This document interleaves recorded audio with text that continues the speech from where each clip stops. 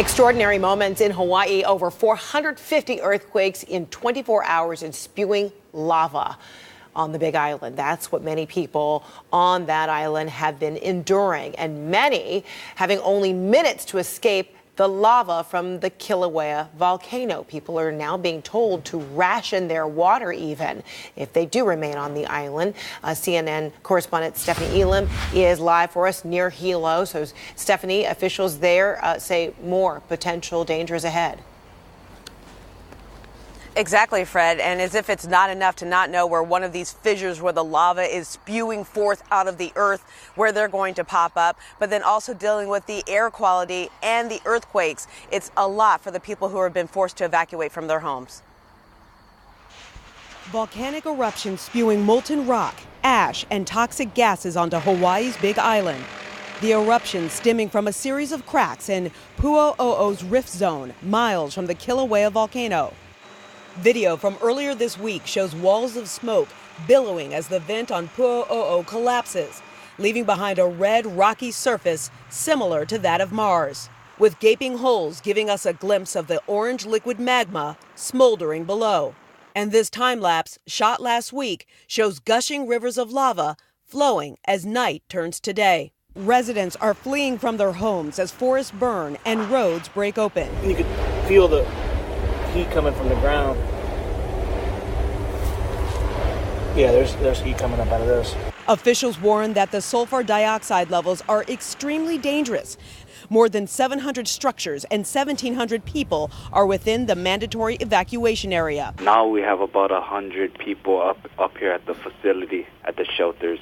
We just got another wave of them that got evacuated because the volcano ended up erupting more up on the street.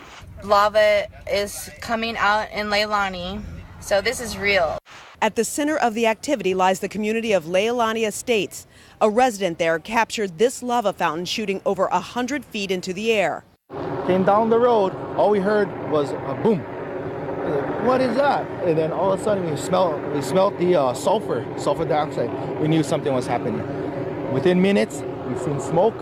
And now we see all this lava coming across the street, and it's pumping right now. So this fissure is opening up, and this is our next eruption.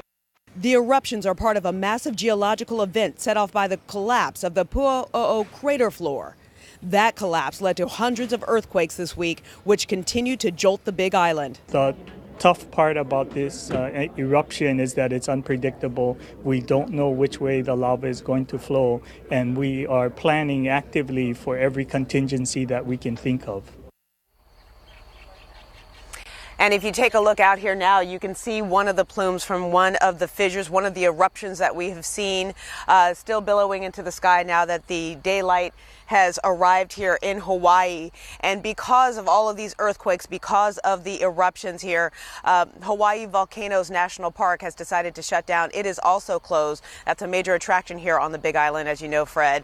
But because of that, they're not taking any chances. Some of these earthquakes have been really large, one as large as 6.9 on the Richter scale yesterday. Oh my gosh, how frightening. So does that mean that they've also increased the number of flights out? Because usually flying in and out on the Big Island is very limited. It is limited. I have not seen evidence of that. You did hear people talking about it when we flew in yesterday from Los Angeles. But there's also the tale of two islands almost on this Big Island, because here near Hilo, this is closer to where they're seeing this activity. But then on the other side of the island, on Kona side, it's fine. People there are fine. The air quality is fine. They may still feel some of the tremors, but it is definitely, there are places you can go on the island and be safe. All right, that dry side versus the wet side. All right, Stephanie Elam, yes, thank you so much. All right, appreciate it. Thank you. We'll check back with you. All right, for more now on the dangerous conditions there on the Big Island, meteorologist Allison Chinchard joins us now from the CNN Weather Center. So, Allison, what are among the biggest concerns? Because there are many. I think the top concern at this point is that sulfur dioxide gas, mainly because people can't see it. When you're out, you're driving along the roads, you see the lava over the road, you know to stop. You see the danger, you turn around. But the sulfur dioxide gas, you cannot see. And here's the thing people need to understand. In low doses, that can cause breathing problems in people who would never normally have any breathing problems.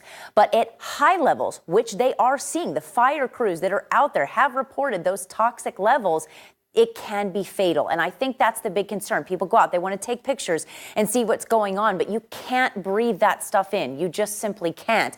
So that sulfur dioxide is at dangerous levels. They are rising. Those fumes are rising from those fissures along with the lava. We are also watching for additional fissures to open up, because not only is that possible, it's likely over the coming days that you will get some additional fissures opening up, or cracks, as you like to call them. The earthquakes are also going to continue, and that's a big concern because you have to understand the frequency. We've had over 450 earthquakes in just the last 24 hours. Now, here's the explanation of why this is happening. You have all that magma building up underneath, okay, and it has to go somewhere, but it's hard to find those locations, so pressure builds up underneath. And when the pressure gets too high, you start to notice cracks. These are the fissures that end up taking place, and the earthquakes that are also taking place. Eventually, though, that magma has to come up somewhere, and it comes out through those fissures or through the actual eruption of the volcano. That's where you'll end up getting your lava as well as your toxic fumes. And that's what we've been seeing around this general vicinity. Now, we talked about the earthquake. Stephanie also even mentioned the magnitude 6.9. This was very shallow, only about 3 miles deep. This did actually trigger a mini tsunami. And sea level rise was about 15 inches. Nothing dramatic, but the point is that this was a large earthquake in association with that volcano.